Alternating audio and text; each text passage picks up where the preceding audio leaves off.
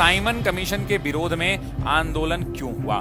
तो मुसलमानों को पृथक निर्वाचन मिला था। तो सबसे पहले तो ये समझना है कि 1929 के जगह 1927 में ये क्यों हुआ? साइमन कमीशन की नियुक्ति की अनुशंसा किसने की? किसकी अनुशंसा पर भारतीय को शामिल नहीं किया गया? इसका साइमन कमीशन का नाम साइमन कमीशन था ही नहीं। ताली मारो ताने मारो, मुझे अब कुछ ना कहना है, संघर्ष जिंदगी है माना, मुझे तो बस अब लड़ना है, असफलता छू भी ले मुझको अब ना डरना है, और बात बाप के पगड़ी की है तो किस्मत से भी अड़ना है।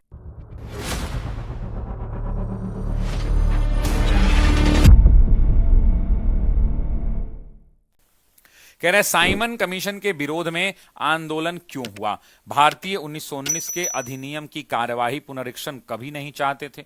साइमन कमीशन ने प्रांतों में द्विशासन की समाप्ति की संस्तुति की थी। साइमन कमीशन में कोई भी भारतीय सदस्य नहीं था और साइमन कमीशन ने देश के विभाजन का सुझाव दिया था। बताइए कि करेक्ट आंसर क्या होगा, जरा कमेंट करके बताइए।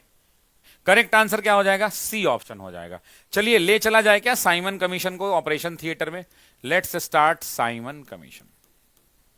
सुनिएगा, जरा ध्यान दीजिएगा। सबसे पहले हम इसको थोड़ा पीछे लेके चलते हैं और बात करते हैं 1909 के अंदर में। 1909 के अंदर में क्या आया दोस्तों? तो यहां पर आया मॉर्ले मिंटो सुधार। क्या आया भाई? मॉर्ले मिंटो सुधार। और इसी मॉर्ले मिंटो सुधार के अंदर में यह व्यवस्था कर दी गई कि 10 वर्ष के बाद इसकी क्या की जाएगी? तो इसकी समीक्षा की जाएगी दोस्तों। क्या की जाएगी? तो इसकी समीक्षा की जाएगी। 10 वर्ष आया, 1919 हुआ। 1919 के अंदर में जो आया उसे क्या कहा गया? तो उसे कहा गया मॉन्टेग्यू-चेम्सफोर्ड सुधार। क्या कहा गया? मॉन्टेग्यू-चेम्सफोर्ड सुधार। यहां पर क्या हुआ था दोस्तों? याद दिला दूं, यहां पर क्या हुआ था इसके अंदर में? तो मुसलमानों को क्या मिला था? तो मुसलमानों को पृथक निर्वाचन मिला था। याद है ना? मुसलमानों को पृथक निर्वाचन की बात कही गई थी।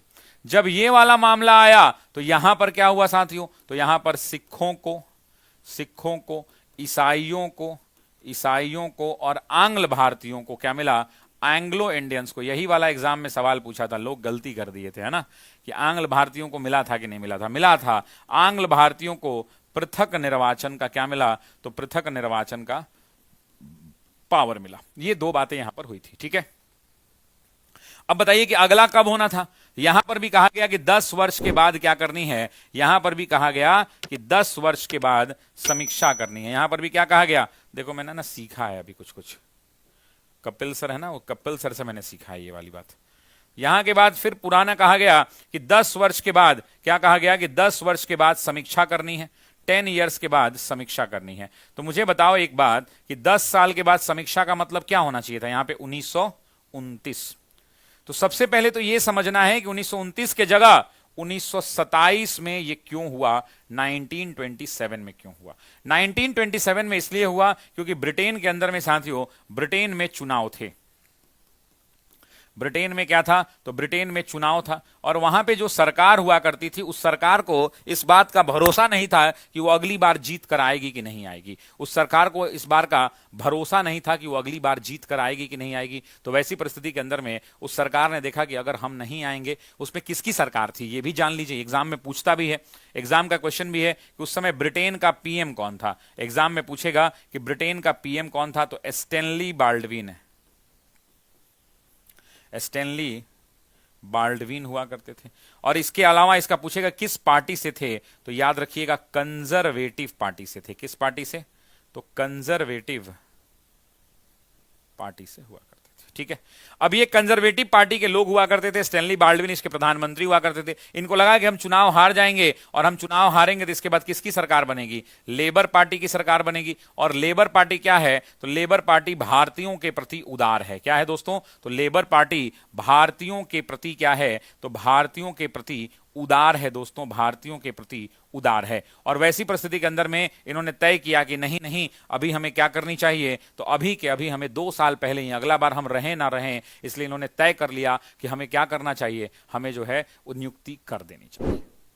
हमें क्या करना चाहिए, तो नियुक्ति कर देनी चाहिए। अब यहां पर दो तीन सवाल फंसता है। यहां पर जब बात आई कि भैया 1929 में अब नियुक्ति नहीं होगी, अब कब होगी, 1927 में, तो एग्जाम में पूछेगा मेरे दोस्तों कि 1927 में साइमन कमीशन की नियुक्ति की अनुशंसा किसने की। याद रखना, ये एग्जाम में आपने किताबों में भी कहीं नहीं पढ़ा होगा, ये सिर्फ मेरी नोट्स में मिलेगा।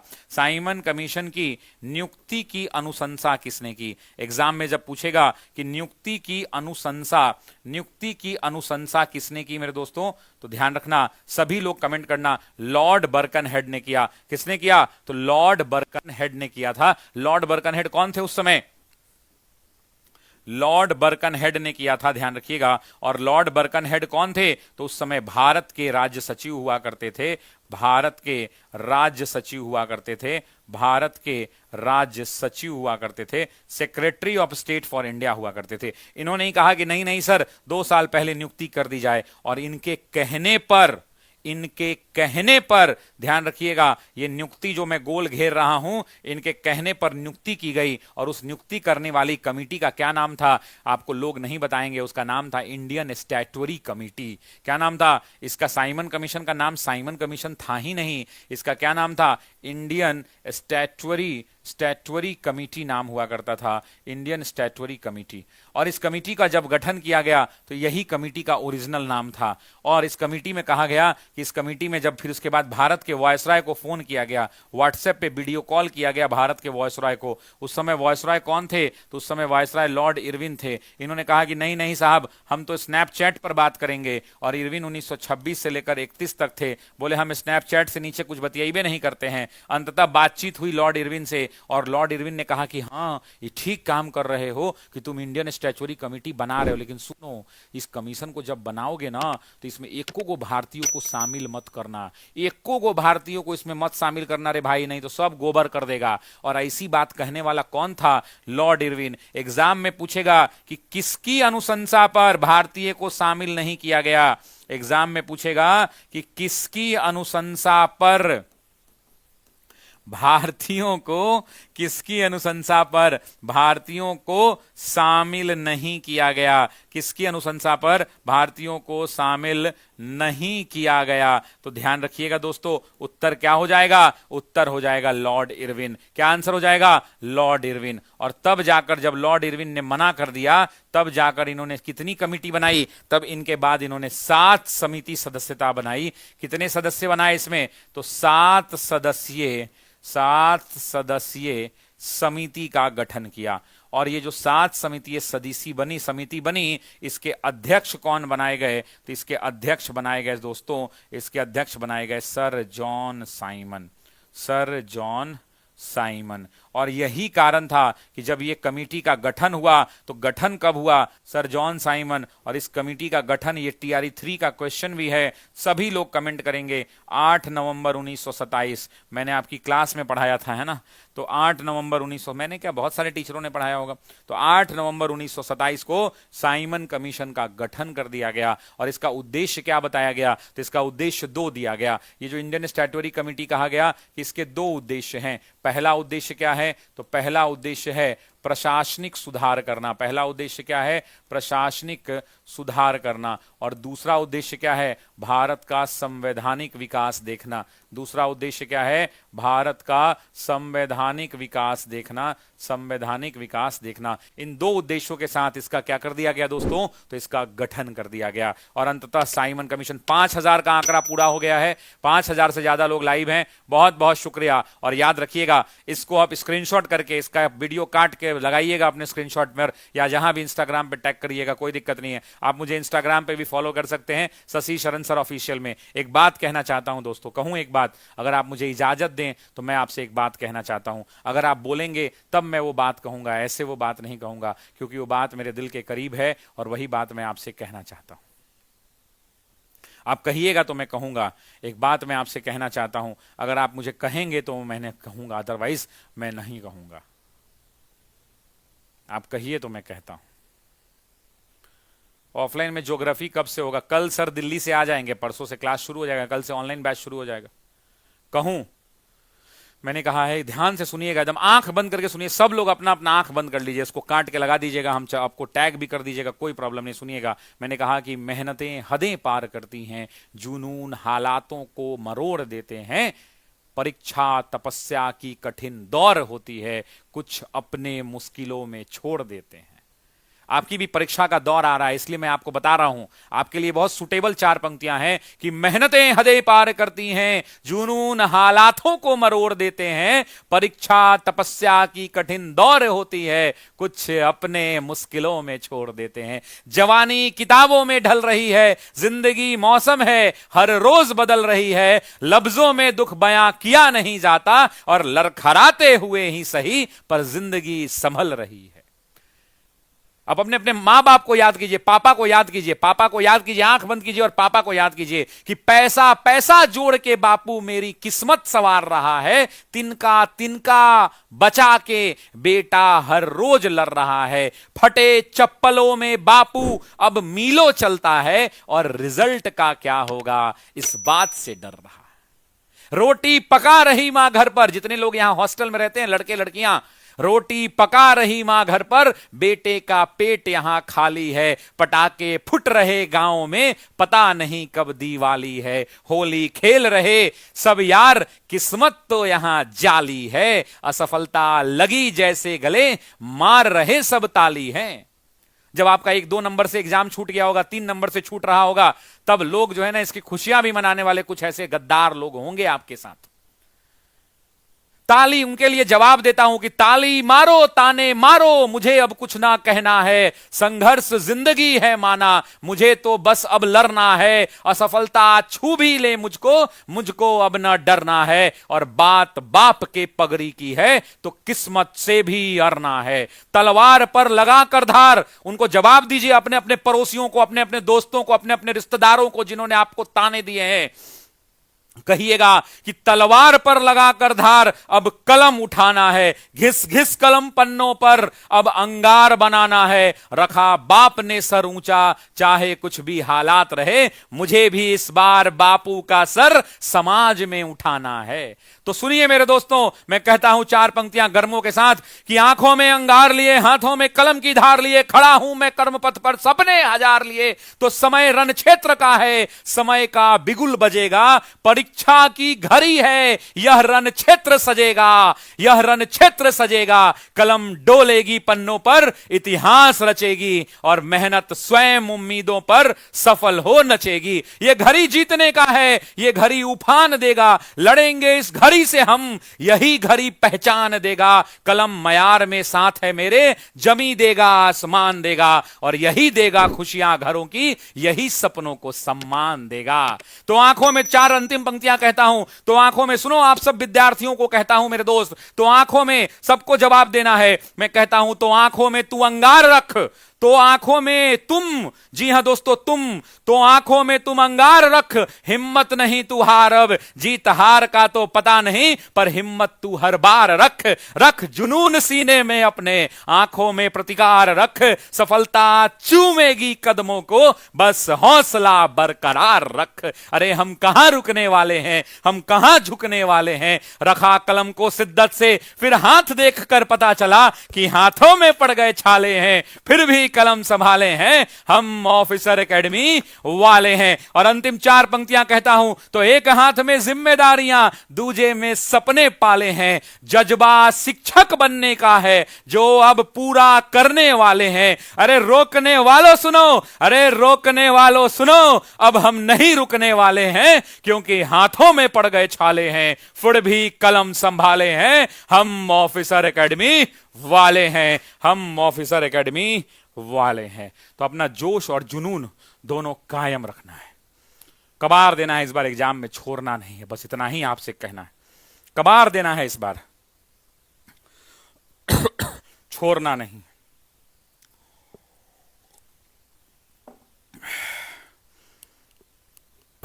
कबार देना है इस बार, देख लेंगे क्वेश्चन, कहो अपने आप से कि कबार देंगे इस बार, यस सर सिलेक्शन होगा, एक बार कमेंट बॉक्स में चाहिए मुझे, यस सर मेरा सिलेक्शन होगा, चाहिए इस बार मुझे, रिजल्ट नहीं होगा। तो यहां पर 7 सदस्यीय समिति बनाई गई। अब सबसे पहले तो सवाल यह उठता है कि एग्जाम में पूछ सकता है कि इन 7 दो क्वेश्चन पूछता है, 2 क्वेश्चन पूछता है और 2 और पूछ सकता है। तो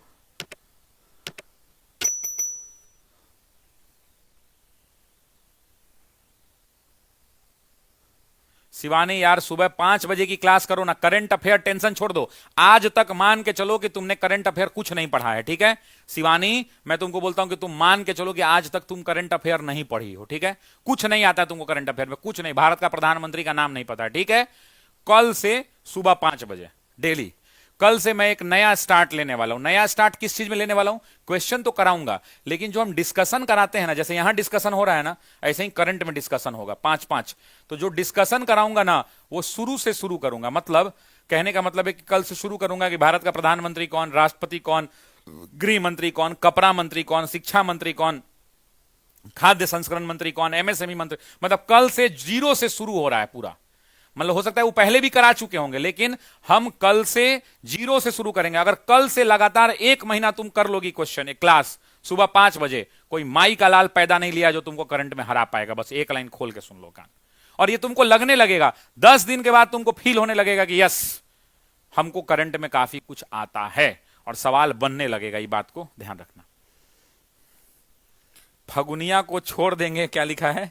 फगुनिया को, वीर है एक लड़का, वो कह रहा है कि गुरुजी फगुनिया को छोड़ देंगे, एग्जाम को फोड़ देंगे। एक वो लड़का ऐसे ही इंस्टाग्राम पे हमको टैग किया था, वो लिखा था कि किताब नहीं, क्या तो लिखा था कि रेस्टोरेंट में खाने के पैसे का इस्तेमाल मैंने किताब में कर लिया है, अब तुमसे बात होगी सीधा बरियाती में, विदाई का कपड़ा तैयार रखना। अरे हम बोले गजब का एटीट्यूड है भाई, कह रहा है विदाई का कपड़ा तैयार रखना। तो लड़के आजकल बवाली काट रहे हैं हमारे, है ना। थैंक यू मेरे वीर भाई, एकदम फैंटास्टिक। बिहार पुलिस वाला जो बैच है ना, वो 51 रुपया का बैच है, 51 रुपीज, न्योता बैच है, उसका नाम न्योता बैच है। वो जो है ना 26 तारीख से शुरू होगा। पुराना वीडियो उसमें अपलोड नहीं होता है, हमारे यहाँ पुराना वीडियो अपलोड नहीं होगा। 26 मार्च से वो बैच शुरू होगा। सुनिए, अभी जो हमको बताना है बताने दीजिए चुपचाप। पहले साइमन कमीशन की नियुक्ति किसकी अनुशंसा पर? लॉर्ड बर्कनहेड की अनुशंसा पर।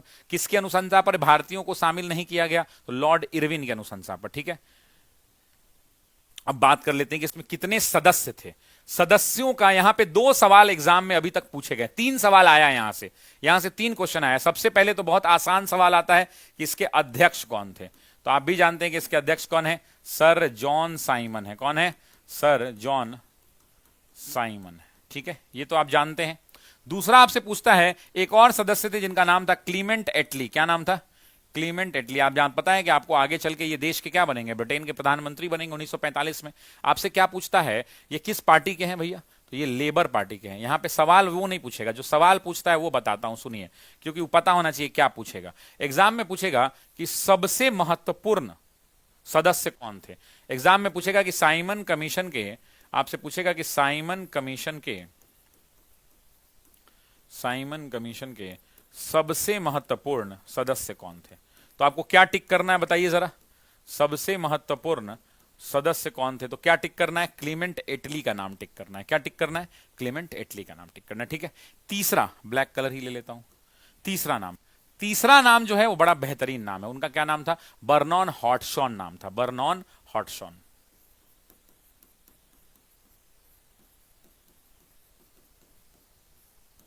अब थोड़ा छोटा छोटा लिखता हूं, नहीं तो उधर जाना पड़ेगा। चौथे नंबर पे एक व्यक्ति थे जिनका क्या नाम था? तो हैरी लेवी लॉन्सन नाम था। क्या नाम था? Harry Levy Lawson. ये सब तो पेड बैच में पढ़ाए हैं ना जी। पेड बैच वालों बताना, सब पढ़ाया हुआ है, एक भी चीज पेड बैच में नहीं छोड़ता हूं मैं। Next, Donald Stirling Palmer Howard. Donald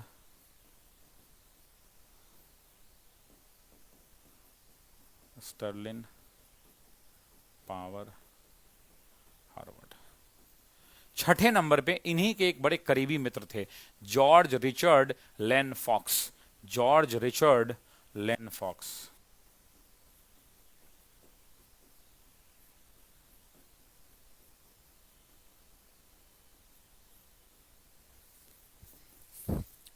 सातवां कौन छूट रहा है?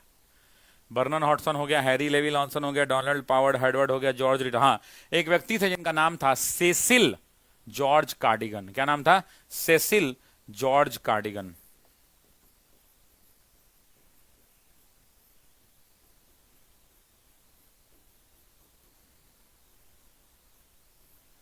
अब यहां पर ना 3 सवाल पूछूंगा, अब इस टॉपिक को चेंज करूंगा। पहला क्वेश्चन, साइमन कमीशन की नियुक्ति कब हुई? सभी लोग को डेट कमेंट करिए तो सभी लोग 8 नवंबर 1927 को। दूसरा पूछेगा भारत कब पहुंचा? डेट सभी लोग कमेंट कीजिए, 3 फरवरी 1928 को। भारत में कहां पहुंचा? बॉम्बे में पहुंचा। बॉम्बे में क्या हुआ? इसका विरोध हुआ, कांग्रेस ने भी विरोध किया। विरोध में क्या हुआ? विरोध के अंदर में काला कलम से लिख देता हूं, विरोध में काले झंडे दिखाए गए। क्या किया गया? काला झंडा दिखाया गया। नारा लगाया गया। नारा क्या लगाया गया? साइमन गो बैक, साइमन वापस जाओ का नारा लगाया गया। क्या लगाया गया? साइमन वापस जाओ का नारा लगाया। किसने लिखा था ये नारा, जरा बताना। एग्जाम का सवाल है। यूसुफ मेहर अली ने लिखा था, मेहर अली ने। अच्छा, मैं एक प्लान कर रहा हूं, वो प्लान अभी लीक नहीं करूंगा, नहीं तो लीक हो जाएगा। लीक हो जाएगा तो कॉपी हो जाएगा।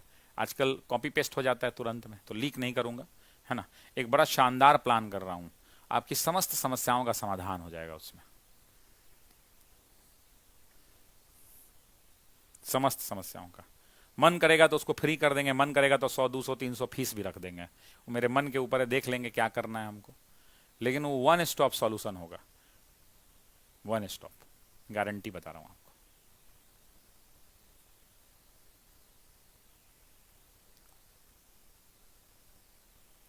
ठीक है, ठीक है। तो काले झंडे दिखाए गए, साइमन वापस जाओ का नारा लगाया गया, हड़तालें सड़कों पर थी और इसका विरोध हुआ, काफी ज्यादा विरोध हुआ, है ना।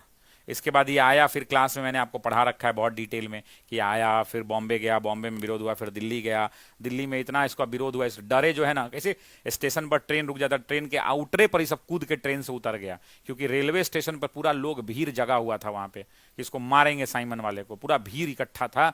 तो पुलिस ने दिमाग लगा दिया। ये सब जब बॉम्बे से दिल्ली गया तो दिल्ली रेलवे, पुरानी दिल्ली रेलवे स्टेशन पर, पुरानी दिल्ली रेलवे स्टेशन पर क्या कर लिया कि उसको आउटरे पर उतार लिया इस सबको। नहीं तो आउटर पे अगर नहीं उतरता ये सब, तो ये सब फिर उतर नहीं पाता। नहीं समझ रहे हैं? तो इसलिए नई दिल्ली में इसको आउटरे पर उतार लिया गया था। वो कुछ ऊपर कमेंट कर रहा है, क्या है? चलो चलो, एक शिक्षक की तैयारी करने वाला एक महान शिक्षक है। नहीं भाई, ऐसा नहीं है। सर जी, पिंकिया के बारे में बता दीजिए। पिंकिया के बारे में जानना है? देखो पिंकिया, शैलेश जी, पिंकिया का कहानी थोड़ा डिफरेंट है ना। पिंकिया का कहानी थोड़ा डिफरेंट है, ठीक है। पिंकिया का कहानी थोड़ा डिफरेंट है, इसीलिए खैर छोड़िए। यहां पर ये जो विरोध हुआ था ना, तो पहले ये विरोध विरोध कांग्रेस का अधिवेशन हुआ था 1927 में। और ये अधिवेशन कहां हुआ था? ये अधिवेशन मद्रास में हुआ था। अध्यक्ष कौन थे? तो डॉक्टर M.A. अंसारी अध्यक्ष थे। कौन थे? Doctor M.A. अंसारी अध्यक्ष थे। और इन्होंने कहा था कि हम साइमन का विरोध करेंगे। सर जी, पिंकिया के बारे में बता दीजिए, लास्ट टाइम में कैसे पढ़ें, इसके लिए अलग से एक वीडियो बनाऊंगा, अभी बताऊंगा तो नहीं होगा, है ना। लास्ट टाइम में शिवानी जी कैसे पढ़ें, स्ट्रैटेजी बिल्कुल बताएंगे। एक वीडियो बना देते हैं कल, है ना, कल या परसों में आराम से इत्मीनान से तैयारी करके वीडियो बनाते हैं, ताकि कोई दिक्कत नहीं। ठीक है, बोलिए, जैसा कहिए। पिंकिया का कहानी सुनना है क्या?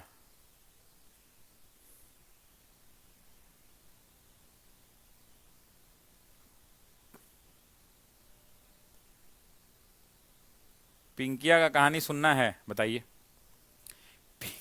पिंकिया का कहानी सुनाते। वो बचपन में वो पिंकी थी, है ना, हमारे बचपन में वो पिंकी थी। वो हमारे साथ कित कित कित कित खेलती, नहीं हम लोग ऐसा कूद कूद के खेलते थे, कित कित कित कित कित कित्ता। तो हमसे खूब खेलती थी, धूल धक्कर एकदम, कित कित कित कित पूरा खेलती थी मेरे साथ, धूल धक्कर खेलती थी। माटी में सनायल रहती थी हम लोग, है ना। पूरा गांव में हमारा लइका वइका सब था, जितना लइका था पूरा माटी उटी में सनायल रहते थे हम लोग। और जब जब माटी में सनायल रहते थे तो पिंकिया हमारा साथ खूब खेलती थी। और एक दिन क्या हुआ, अभी उसका जुदा हो गई, अब कहाँ चली गई पता नहीं। उसके बाबूजी उसका ब्याह हुआ कर दिए। हम लोग उस समय बेरोजगार थे। आपको पता है ना कि सारे बेरोजगारों की प्रेमिकाएं रोजगार वाले ब्याह ले जाते हैं, इसलिए पढ़िए। अगर नहीं पढ़िएगा तो सारे बेरोजगारों की प्रेमिकाएं जो हैं वो रोजगार वाले, काले कलुट्ठे मोटे बिना बाल वाले, करियट, मोटा ओठ वाले, तोंद निकले वाले, वो सब जो है ब्याह करके आपकी प्रेमिकाएं को लेकर चले जाएंगे, क्योंकि आप नहीं पढ़ रहे हैं। वो सब बेचारा पढ़ा तो वो तो ले जाएगा, है ना। तो हुआ क्या कि वो पिंकिया हमारे साथ खूब खेली, खूब माटी में धूल फांकी, एकदम कित कित कित कित की। अभी कुछ दिन पहले हम होली में अपने गांव गए। होली में जब गांव गए तो हम देखे, ओ माय गॉड, ये तो पिंकिया अपना दूधू को छोटा छोटा लिटिल स्टार लेके आई है। गांव में हमारे बगल में घर था, तो हम देख रहे थे, इसी द्वारा पे टहल रहे थे, बैठे हुए थे द्वारा पे। तो द्वारा बैठे हुए थे, क्या कह रही है अंदर से कह रही है, yes yes come inside, yes yes come inside, gate your hand wash कर लो, यस यस जल्दी घर के अंदर आओ और अपना हाथ वॉश कर लो, बहुत डस्ट है बाहर में। हम बोले, अरे बाप, एक मैया जो है, एक मम्मी हमारा साथ दिन भर धूल में कित कित कित कित खेलती थी। अब बताइए, ये आज अपने बेटा को करिए, yes yes come inside, there is a lot of dust, get your hand washed. समझ रहे हैं ना, मतलब जमाना कहां से कहां चला गया। हम टेंशन में थे भाई, हम जो है भारी टेंशन में कि oh my God what has happened. ये पिंकिया, बताइए, इसको पहले भोजपुरी ठीक से बोलने नहीं आता था, आई पिंकिया अंग्रेजी में माटी में खेली कूदी बढ़ी हुई हम लोग के साथ। अब बेटा को कह रही है, yes yes come inside, yes come inside, you will get your hand dirt, get it hand washed. हम बोले, भाई रे भाई, ये तो गजबे हो गया। याद रखिएगा, सारे बेरोजगारों की प्रेमिकाएं जो हैं, रोजगार वाले काले, कलुट्ठे, मोटे, तोंद वाले, ताजे, है ना, कम बाल वाले, बाल उड़े वाले, सब ब्याह करके लेकर चले जाते हैं। इस कारण आप पढ़िए कम से कम, ठीक है। कभी कभी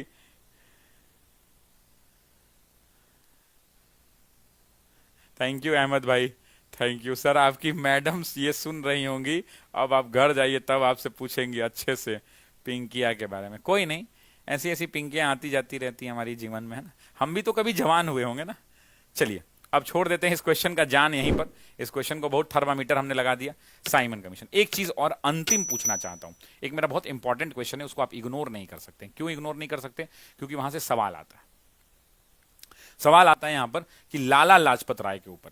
लाला लाजपत राय, आपको पता है ना कि कहां पे विरोध कर रहे थे, जरा बताइए कमेंट करके। लाला लाजपत राय कहां पे विरोध कर रहे थे? तो आप भी जानते हैं कि लाला लाजपत राय लाहौर के अंदर में विरोध कर रहे थे। लाहौर के अंदर में एएसपी हुआ करते थे, assistant superintendent of post. ASP कौन हुआ करते थे? इसका नाम था सांडर्स। इन्हीं की लाठियों से इनको चोट लगी, और जब लाठियों से इनको चोट लगी तो उसके बाद क्या हुआ दोस्तों? लाठियों से जब चोट लगी तो क्या हुआ? लाठियों से चोट लगने का परिणाम यह हुआ कि इनकी मृत्यु हो गई। यहां पर एक डेट ना सभी लोग कमेंट कर लीजिए, 17 नवंबर 1928। सभी लोग कमेंट कीजिए तो अभी कमेंट बॉक्स में, सभी लोग कमेंट बॉक्स में कमेंट करेंगे 17 नवंबर 1928। ये डेट बहुत इंपॉर्टेंट है। Everyone please comment 17 November 1728।